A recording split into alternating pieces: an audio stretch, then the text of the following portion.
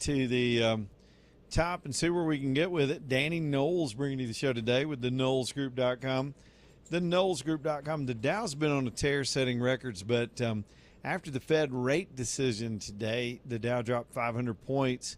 The market didn't like that. They really wanted the interest rate drop. I think it was pretty much expected, though, by a lot of people that I don't think Kevin Warsh was going to come in and do a rate cut on his very first meeting. But there's still room for hope that the board will see the light and give us some relief, at least in terms of interest rates coming up soon. Meantime, for a long-term strategy, not just minute-to-minute stuff and day-to-day headlines, I track that stuff just because it's tied to world events. Sometimes you can gauge world events by how the markets are reacting. Danny and his team have a more sober, wiser, long view of how to handle these things, and that's what they do for a living. He's a lifelong friend of mine, and if you are in possession of your retirement funds and you just like a raise or a better return, or if you're on the other end of that, you don't have a dime, you haven't started out yet, you just need to get on the right track in the beginning. You're smart if you're doing that at a young age. Otherwise, and then there's a group in the middle that you go through things in life where you get wiped out and some of your savings have to be used for other things. Let Danny help you get back on track. He's a good dude. He knows his stuff, and he will shoot straight with you. And that's really what you need. You need competence and honesty from your financial advisor. It's Danny Knowles at the KnowlesGroup.com, N-O-L-E-S, the KnowlesGroup.com. All right, I think I gave a pretty good treatment to the weather. Just want to make sure y'all got a good heads up on all the really inconvenience that's about to come our way for the next 48 hours of this tropical storm. But again, because of the situation we just saw in Enterprise, there's always the outside chance of tornado development, and they had one that was visibly seen and caught on video in several different spots around Enterprise, Ozark, down in Dale County, and I think near Coffee County today as well, as this is much more of a South Alabama event. Now, back to the Iran deal for a minute. I keep seeing reports, and you have to pardon my confusion, because Trump kept hinting that J.D. Vance was going to actually sign this memorandum of understanding, as they're calling it. Otherwise, people are calling it the Iran deal. It's not the actual deal. It's a deal to create a deal. And again, I've explained this over and over. That's not unheard of in business. In the commercial real estate world, people sign letters of intent. Really, you need an outline for the lawyers to go through and get precise details and exact language. That being the case, though, deals blow up. Trump even said that today. He's been at the table where things looked like they were 100%, and then it just fell apart at the last minute. I remember being a young guy sitting in a big meeting over a big multi-million-dollar real estate deal. I had a small piece of it. It was a small player, but I'm sitting in the room, and I watched – this is a true story – I watched a guy get up and walk away from a development. I think there were $20-30 million on the table, a commercial development, because some city official kept nitpicking the plan over the size of the trees in the parking lot. And at some point, this guy just had enough. The bankers were there, the lawyers were there, all sides were there, investors, retailers that were going to be participants in the project. But this one little guy kept holding up the deal, and he said, okay, I'm out. I don't want to do business in the city. It just sort of hit him at the table. He said, I'll never forget this. I was so young and impressionable watching these real business people work. And this guy sat there and he said, if we get through this, this is how the city's going to behave the whole time I'm here. Over every little thing, I'm going to have to deal with people like that guy. And he pointed at the little city manager or whatever he was. He goes, and one guy said, you're going to blow this up over the size of pear trees? He goes, yep. And he got up and walked out, and we sat around for a while. We thought maybe he'd come back. He was done. Anything in a sensitive, complex situation like this, and these were reasonable business people. Now you're dealing with suicidal end times maniacs. I'm not optimistic about what Trump has signed this afternoon. Oh, and that's the headline. Apparently Trump, in a meeting at Versailles today, after the G7, he went to Paris. They had a big meeting at Versailles with Macron and the like. And Trump just signed the thing himself. I put it in writing, and I see a picture of him doing it. I thought JD was going to do this in Geneva later, so I don't know what JD Vance is on the plane doing, but we'll see if we can get some clarity on that here in just a few minutes. But yeah, I don't like that Iran is the regime's still in place, and they've got the capability of normalizing relations, commercial relations with the rest of the region. Now, some see that as positive in that it's a new group of people, even though they are still part of the same old structure. And what they want right now, because of the economic punishment they've been under, is just to go back to something that resembles normalcy for their economy and their folks. And that might be a tamer Iran. I just don't buy it. If I got to be honest with you, and y'all know I've supported Trump for 10 years now on a lot of initiatives, but I feel like he needed an off-ramp. We're in this election year, the pressure in Washington, because people don't have it's voters. I mean, we look at how the elections just turned out here. Low turnout, people half-ass paying attention, the power of negative ads. People are at maximally cynical right now, and Trump knows all this. His team knows all this. Heading into the midterms, it's easy to spook the cattle and lose the midterms over silly issues like gas being 80 cents higher. You can't even hand the other side any rhetorical talking points. We're now just months out from those elections, and the pressure's building on all these Congress people. They've even gotten in fights today over his national security advisors and some of the nominations he's made in the Senate. Still can't get anywhere with the SAVE Act. It's been difficult. So, yeah, I think Trump's ready to move to other things and cut this deal to try to create a deal, and we'll see if it stays put or falls apart. Again, the markets liked it, but then they withdrew today on some other news, and that would be the interest rate news. We'll see what tomorrow brings. But there's about as comprehensive a coverage as I can give you this hour on that subject. It was in the news all day today. I haven't talked this hour about our elections. Of course, we all see the outcome from last night, and we got a new slate of candidates. The other headline today, if you haven't heard this by now, is a suit has been filed, we understand, down in Montgomery, challenging Tommy Tuberville's residency and whether or not he's qualified to be the governor of Alabama. Let's review. Some of you are going, I know what you're thinking. You're thinking, I thought we settled that Sunday. Sunday was just a party matter. It was the Republicans looking over what the state requires, deciding their guy meets the qualifications, and moving on with it. But then you've got this option the Democrats have always had in their pocket. Once the Republicans are locked in with a nominee, challenge them again in an actual courtroom in a, I guess you would say, a more neutral location. It's going to depend on which judge they get. Here's the bottom line. They're saying that Tommy Tuberville doesn't live as a permanent resident in Alabama for the required, I think it's 7 years, and that the documents that he has presented to prove residency or to satisfy the standard have been manufactured. And they're saying he created evidence that he would need to get around this technical qualification, and they want to subpoena him and his wife and his family to come and be deposed and turn over documents that demonstrate this stuff one way or the other. So how far will this get? It's hard to know. It's a plaintiff out of Mobile, and it's a plaintiff out of Jefferson County, filed in Montgomery County, and we'll just have to see who gets the assignment, how aggressively they want to move. Look, you're dealing with Democrats. If they get the right Democrat judge, they could try to string this out. And then the Republicans are in a position that if some reason technically a judge throws out Tuberville's candidacy on a technicality, the Republicans get in a position where they can't.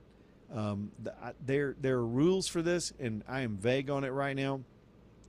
I'll be doing my homework on it, if possible, very, very soon.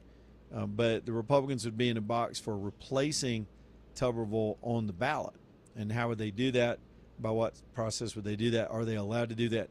When would they? When would it be too late for them to do that? So it's more about a timeline.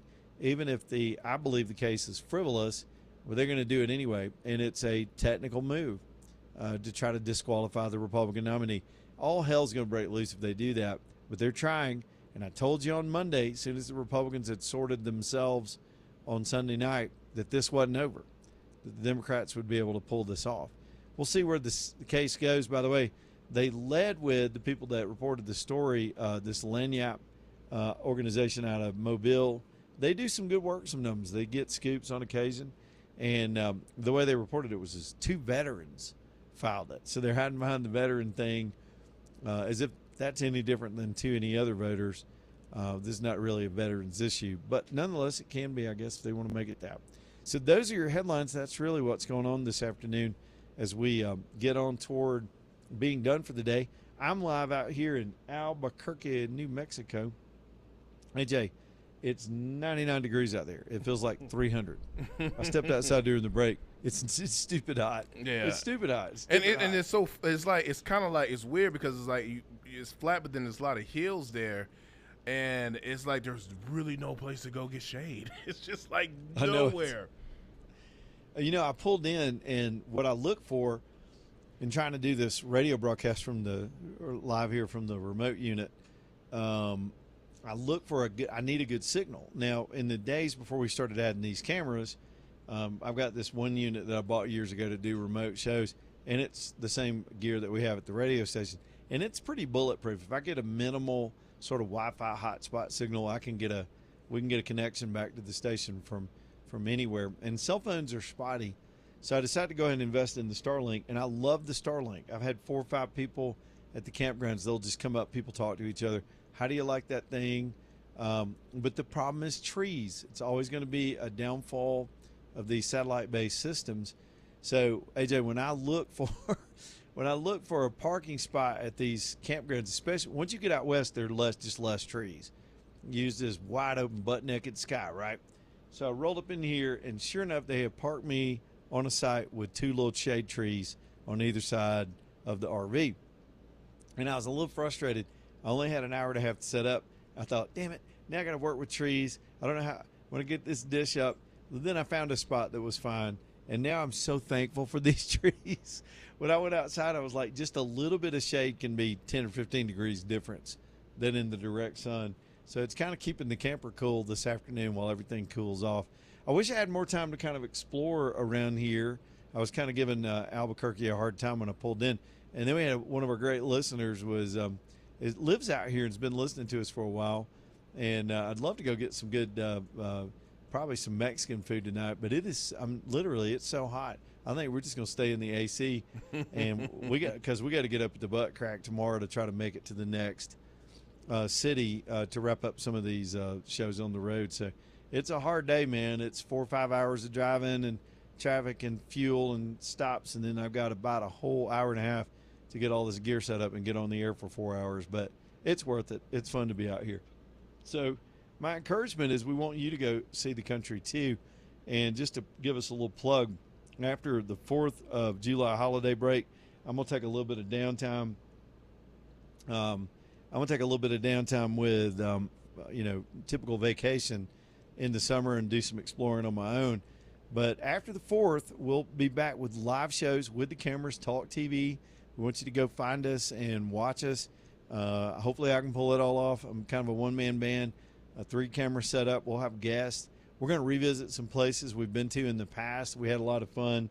Some of those places, I worked it out last night at the big steakhouse in Amarillo where they give away that 72-ounce steak if you can eat it. That's one of the more fun shows we ever did on the road, and they were happy. I went in there last night to eat. I didn't have a big appetite last night, so we kind of split some stuff.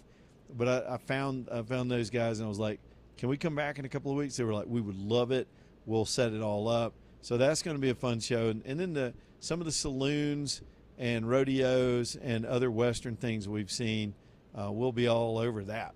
So hope you'll join us as we plow through the summertime and do these. I used to call it the Western Swing. I'm sort of leaning toward America T50 right now because that's such a thing with all of us celebrating as the 4th of July is right here on us. An amazing time. All right, let's take this break. We'll come right back, start taking some phone calls. If y'all want to get in here about any of the stuff, bring it. 545-9950, Michelson Laser Vision, bringing you the show tonight. That is Dr. Mark and Dr. Jennifer helped me see better a few years ago when I finally did it. I did LASIK.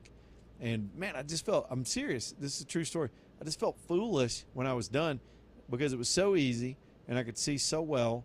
And I had put it off for years. I had so many friends that did it, and I was just too squishy. I was like, I don't want to do eye surgery. That sounds kind of radical. It wasn't radical. It was life-changing. I want you to go check it out. If you're in glasses or contacts, just go see if it's right for you. Educate yourself, then make your decision. You'll be happy if you decide to do it and you're medically eligible and you have the success I've had. You'll be thrilled. If you're not, that's a bummer. In other words, if they say you're not medically eligible, but they've got a lot of procedures they can do to make your life a little easier when it's hard to see. It's Michelson Laser Vision, downtown UAB Highlands, michelsonlaservision.com. Back here in just a minute.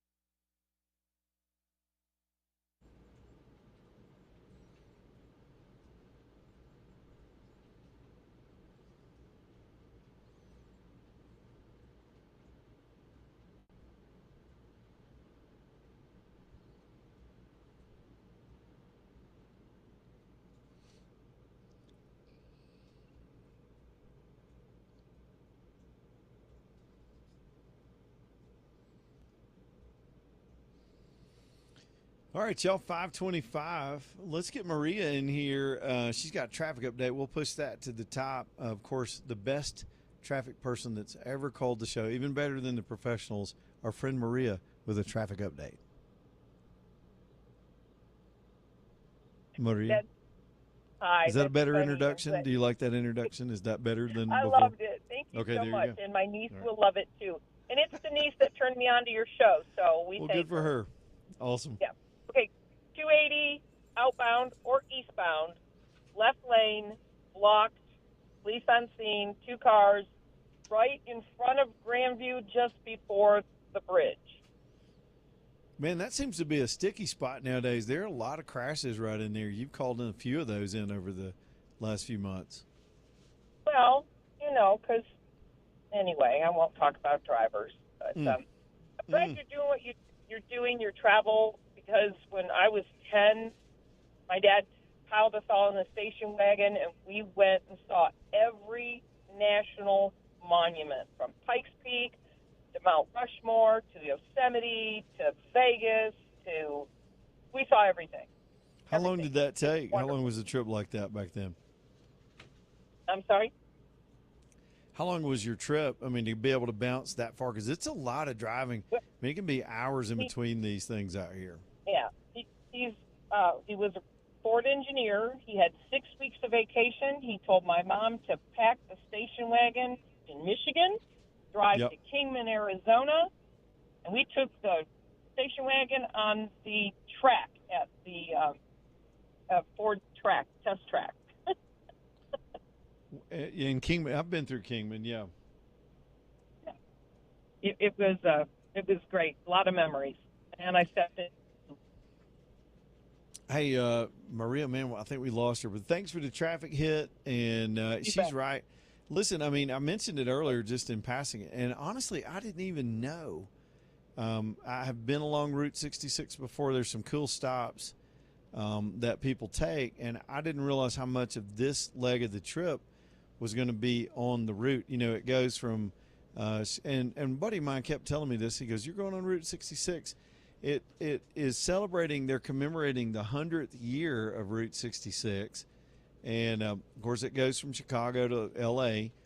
And so it dips down into Oklahoma and sort of picks up Oklahoma City.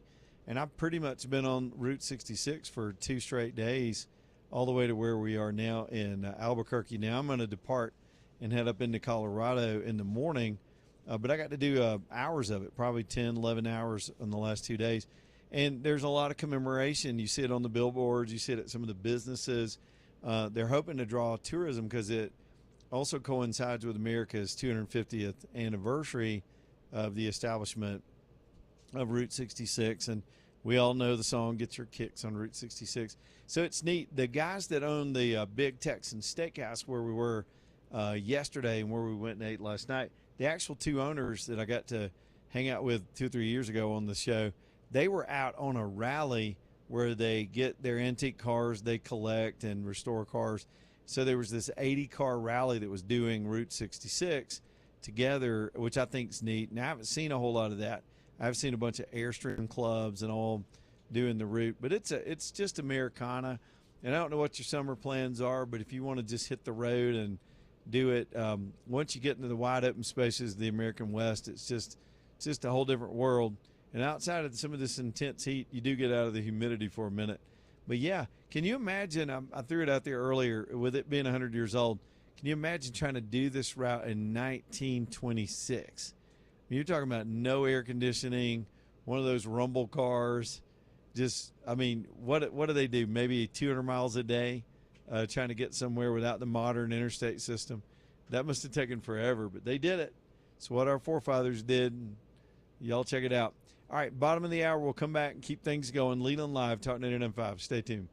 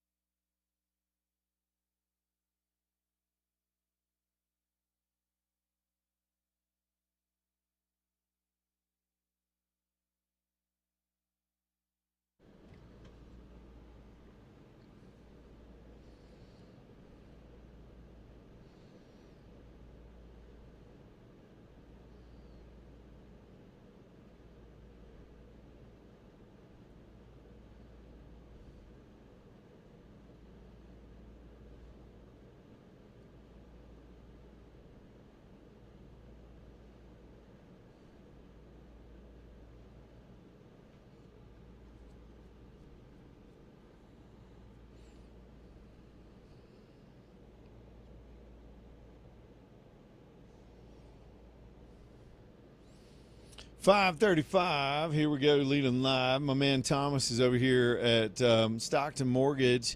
Thomas, big news today. One of the top stories this whole afternoon is the Fed leaving the rates unchanged, and the new chairman saying they're going to quit giving what they call forward guidance. And so the stock markets didn't like it today. What's your take on the situation so far? Well, I think he's just, he just getting into feeling out his new seat. I guess he wants to fill out his new seat and just get his feet wet. I would imagine in the coming months he will make some changes, but right now he's going to just leave it status quo. Is what I'm thinking. Obviously, that's what he did today, and we're just going to take a wait and see approach as we move forward, and that's what he did. So, the markets didn't like it today, but they'll balance out in the next coming days. But the rates are still great. They didn't really move that much today. Everything pretty much will. The stock market took a little bit of a hit, but rates basically maintained where they were. So we didn't see that much of a drastic change for us. So, we're still getting people pre-approved, and, we have a great finish of the month. We have another success story that we did with a local teacher where we got first-time home buyer that I want to tell you guys about today. That she was her and her family. She was a single mom that she contacted us. She was a long-time listener of yours, and she contacted us a few weeks ago and didn't think she was going to be able to purchase a new home. And she had been renting for years after she had gotten a divorce, and she wanted to buy a little house. So she called us. She'd been listening to us. And said, hey, I don't know if I can buy, but I want to buy. I want to get out of this apartment, get our kids and be able to have a yard for my kid to be able to play. And so she gave us a call. We sat down with her and was able to get her into a home doing 100% financing. And, she is so excited and being able to get her kid out and get a yard. And, that's what it is. It starts with a conversation. So give us a call. Let us see what we can do. We're also able to help with some closing costs through Alabama Housing Fund where we're able to do 100% financing, and we can get up to 4% towards closing costs on that program. So give us a call. Let us see what we can do for you. If you have a friend or a family member that's young and first-time home buyer, and remember, first-time home buyer does not mean that you've never bought a home. It just means you haven't bought one in the last 3 years. So give us a call, 205-859-8859, or savewithstockton.com. Savewithstockton.com. We appreciate you, Thomas. Thanks for that good guidance, my friend. All right, I tell you what, I want to flip back to the weather real quick because it's already getting active in Alabama. A couple of things to go over just from this system. Look, we're not going to be in the intense part of this, but the brunt of it that's going to hit most of our listening area will be tomorrow, starting overnight and through tomorrow. So just a nasty day to be out and about. We did get just a little while ago, I'm trying to figure out where this is. Near Brent and Centerville, there was a special weather statement, and that's, in our listening area. And so what they were saying, this wasn't a tornado warning, but they were saying that there was wind and possible hail damage, 40-mile-an-hour winds around Brent and Centerville just a little while ago when the Weather Service in Birmingham put that out.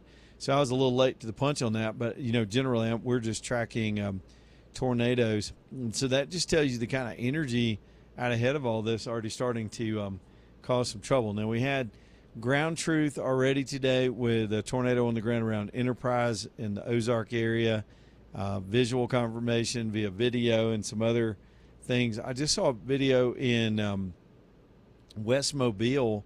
It looked like some pretty severe vehicle damage from what they described as storm damage, possible tornado in West Mobile. So we're already seeing the effects of it. And just to review a little bit more, not to dwell on it too much, but we're sort of running out of show landing space here. So let me just kind of, out of just a sense of caution, go back through it. Tomorrow, for most of Birmingham, if you put a pin in the center of Birmingham, for most of Birmingham, a couple of inches of rain the next 2 days, just on and off rain, bands of rain showers coming through on this tropical storm Arthur, and the flooding potential is very, very high. It's almost likely. And then from that, with any kind of high gust or winds from the tropical energy, could be some toppled trees. You don't even need a tornado or an actual thunderstorm in these conditions to start having power outages. So power companies and utilities are going to have their hands full with all of this stuff coming through the state. Now, as the further south you go, and I hope you don't have plans to drive south, if you had going to the beach plans the next couple of days, the roads themselves are not going to be fun to be on in the next 2 days heading south until this system clears. Should be mostly out of here by Friday, but the further you go south, the more intense it's going to be, especially around Montgomery and down toward Mobile and Dothan. They're just going to have bands and bands and bands of this stuff. And they've already been inundated even more so than we have. And we're seeing that the flood risk for Birmingham, I'm sort of scrolling my meteorologists right now that are all putting out their latest updates. The flood risk for Birmingham will start tomorrow morning. The Weather Service in Birmingham put out, let's see what they're saying. The main threat will be heavy rainfall, flash flooding, but there will be a low chance of damaging winds and brief tornadoes. And this is for Birmingham. This is the central Alabama forecast. On Friday, now that's tomorrow. Friday there'll be a flash flood. Flooding will continue to be a threat. And again, a low chance for damaging winds, but not a no chance for damaging winds. So, yeah, that's going to be a newsmaker and a headline kind of thing starting in the morning. So plan around it and do what you can do. I meant to tell y'all a second ago, I started talking about it and had to change subjects on myself. But Alabama Gold Refinery is ready to help you out. I noticed spot gold, especially after the Fed announcement today, took a dive, and that's a buying opportunity. We've already seen how high gold can go. Gold is going to maintain its real value, its tangible value, no matter what the markets are saying or doing. Steve can explain this better than me over at AGR. This guy is detailed. He's good at what he does, and they've got the best little shop in town. It's a real exchange, not a shop that's trying to take you for pennies on the dollar for your scrap stuff. This is a real gold exchange. So you can bring it in any form and get it exchanged, or you can trade with them. All the mediums or media or platforms or commodities, gold, silver, platinum, all those things under one roof. And, of course, you can buy, sell, and trade. And just get to know Steve. Once you do, you've got a resource.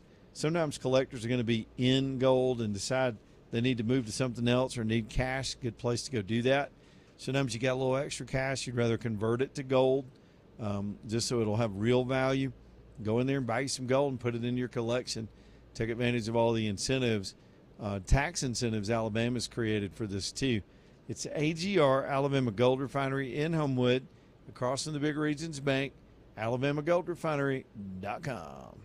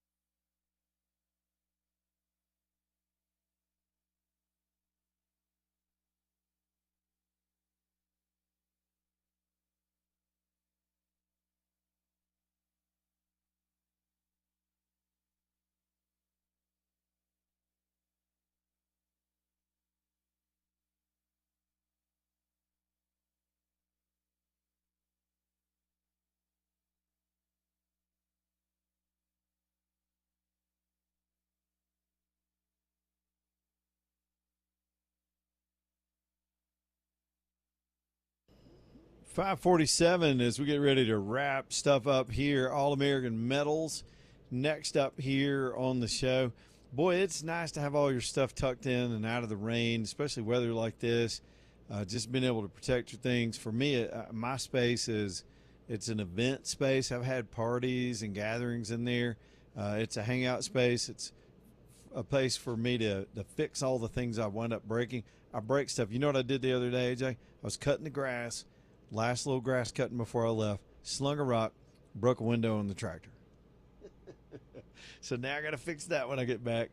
I don't know if I fix more things than I break or break more things than I fix, but things happen when you're out there getting stuff done. But I've got, I was able to just tuck that thing in there and keep it out of the rain until we can get the glass fixed on it. No big deal. Things happen. It just day to day and all the time, I'm finding more and more uses for having this kind of building on my property.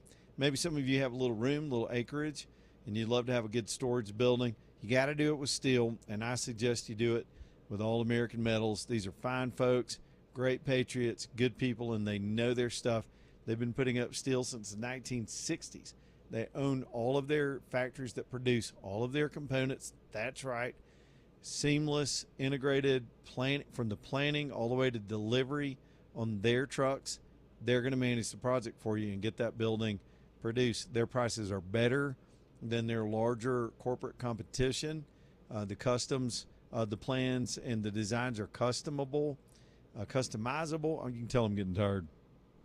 They're customizable, and that's important. I mean, just on the front end, getting the design right. They'll give you a stamped set of engineering plans. You can take those for zoning or loans or whatever you need and get that building built. There's so much you can do with steel nowadays, especially barn-dominiums, residential projects, and the bigger part of their business is big commercial stuff. So if you need a warehouse or a retail build-out, they can put your package together at All American Metals. Look online and get in touch with them at aa-metal.com. It is aa-metal.com. All right, real quick, let's review a couple of things. I've got to go back to the Iran deal for a second. Indeed, Trump signed. Okay, this is kind of whiplash for me. So today they put out the sort of framework of this memorandum. And it was the Wall Street Journal that got the scoop. All the media obsessed over it. There were a couple of news conferences. And the idea was that within the next 48 hours, probably with J.D. Vance going to Geneva, Switzerland, there'd be a signing of this, what they call the MOU, this Memorandum of Understanding, about how another 60-day period of negotiation would come together and they would get the fine points worked out with the Iranians. So this was enough of a breakthrough to get the Strait back open, to get our disposition changed.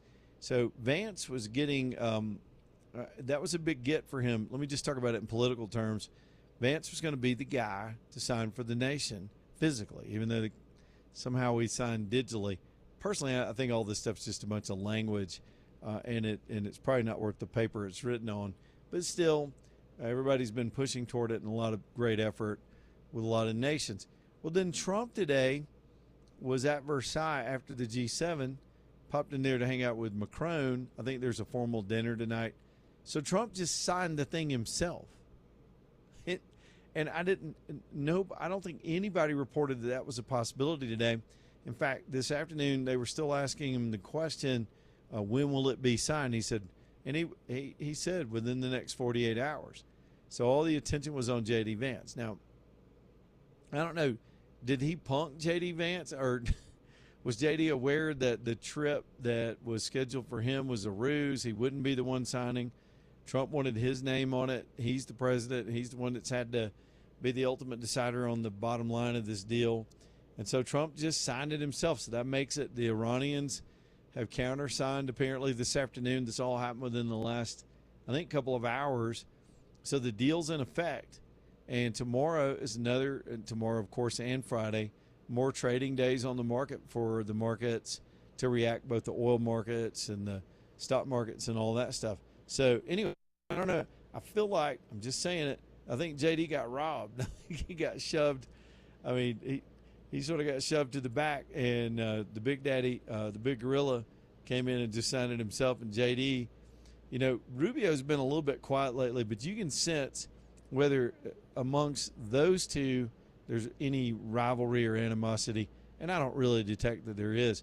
But both of them have their eyes on potential White House run, and this would have been a big thing for J.D. Vance to be able to be the signatory on this thing, but he wasn't because Daddy was around and took care of business. Craziness. And again, or maybe they just wanted to jiu-jitsu the media and rather than have days and days of speculation, and I could see the strategy in that too, or over-analysis of the deal points, but ahead of the deal and take the chance that some of that noise was going to cause problems for the deal. Just sign the deal. So Trump just signed the deal, just made the decision. Fascinating. I'll have to watch some of the spin on that to see what eventually comes of it. One more time for Allen and Company. I mean to mention this week with Father's Day approaching. They do have nice gifts for men at Allen and Company. If you hadn't thought of something good for Dad, want to give him something more commemorative, Allen over the years has given us some nice watches. He's so kind at Christmas, and his family, the Thompsons, sometimes they'll give us a gift for doing business all year. And we've had watches, and I still have a decorative knife. Where's my bag? I can almost get to it. This thing has got the sharpest blade. It's just a fancy knife with a nice handle and a sort of an etched blade that they had, and they were selling those gifts at Michelson. And AJ, do you still have yours? Didn't you get one of those too a while back? I think we both did. Yeah, I still got mine. That thing's great. It came in a nice little leather scabbard, and it has a belt hook on it, so I put it just inside my work bag that I carry around, and it's easy to pull that thing out and cut boxes and open it up, and it's so nice I hate to even use it. My point being, ladies, guys love cufflinks. If you've got special occasions from time to time, my daughter-in-law bought my son some for the event the other night, and I thought, how thoughtful. Guys aren't big on jewelry, but some are. Some guys love those things. Y'all go see Allen & Company, and they'll get you fixed up for Father's Day too, and wrap that thing up in that nice little pretty silver wrapping paper, and you'll be ready to go. It's Allen & Company in Vestavia. Y'all go over there and get to see them. I'm telling you, once you got your own personal relationship with your own jeweler in town, you'll just love having a go-to place when it's time for nice occasions and gift giving. They're in, again, Vestavia on the big hill right there. I like to give y'all Birmingham sort of Vestavia directions. They're near the car wash on that side of 31 in Vestavia, near the fire department, that whole side. Look for them because it's a small shop by design. They're not a big fancy corporate store. They just want to be there for the personal stuff and the original creations and custom work. You can count on them for that. It's Allen & Company. All right, let me make sure I've scooped up the last little headline today, because it has been a headline-oriented day all the way back to, I think we talked about the Tuberville thing as much as we can. We'll see if that generates any other news with that filing over his potential residency. And then, of course, the weather. Still getting some, I would say, if I had to give it a general overview for the next 2 days, that they have moved. It seems like the center of the attention has moved further south than Birmingham. So most of the energy, again, down around the Montgomery area and in those places. But then, of course, Birmingham's not out of the woods. So just because they're going to have the higher tornado potential, which we've already seen this afternoon, we've still, with the rains and the flooding and the driving conditions, just kind of prepare for it. Give yourself a little more time for your travel and getting to and from, because it's going to be dicey out there for the next 2 straight days. Tropical system holding up my projects too. I got construction going on and trying to get all that stuff on schedule, and it's made me really sensitive to people that work in that industry and how we think about farmers and others, but man, you're out there trying to get these projects knocked out and get your punch list done, and the rains just keep coming. But we're dealing with it for at least 2 more days, tomorrow and the next day. One more time for Axiom Tax Resolution Group as we get ready to clean up and get out of here and make room for Breaking Bread. That's Perry Cronin. Some of y'all, look, we're about halfway in between the April deadline and then the extension deadline. And if you're still trying to figure it out, just go to Axiom before you make a miscalculation or make a decision that's going to be a little more permanent. Let him advise you of your rights, tell you about settlement programs. Let him help you make an offer to the IRS to get this stuff settled for less than you owe or get a payback plan. That can really take the load off your shoulders and the pressure off of you, because these tax deadlines just keep coming. And if you got past years where the IRS is already after you, you don't have to be harassed out of your money. Perry can help. This is what he does. He's the best in the business, and we're lucky to have a good local business like this that can sit down with us face-to-face and work this stuff out with the IRS. It's Axiom Tax Resolution Group, 205tax.com, 205tax.com. All right, we'll see y'all tomorrow on a rainy Thursday. I'll be up in the mountains of Colorado by tomorrow at this time. Hopefully the good Lord willing, and I'll make it. Y'all batten down the hatches and stay dry tomorrow, and we'll see you then. AJ, y'all have a good time on Breaking Bread, my friend. I appreciate it, man. Be safe out on those roads and enjoy that adventure out west. Man, I always love these times of day. And stay tuned for Breaking Bread coming up next. Goodbye, AJ.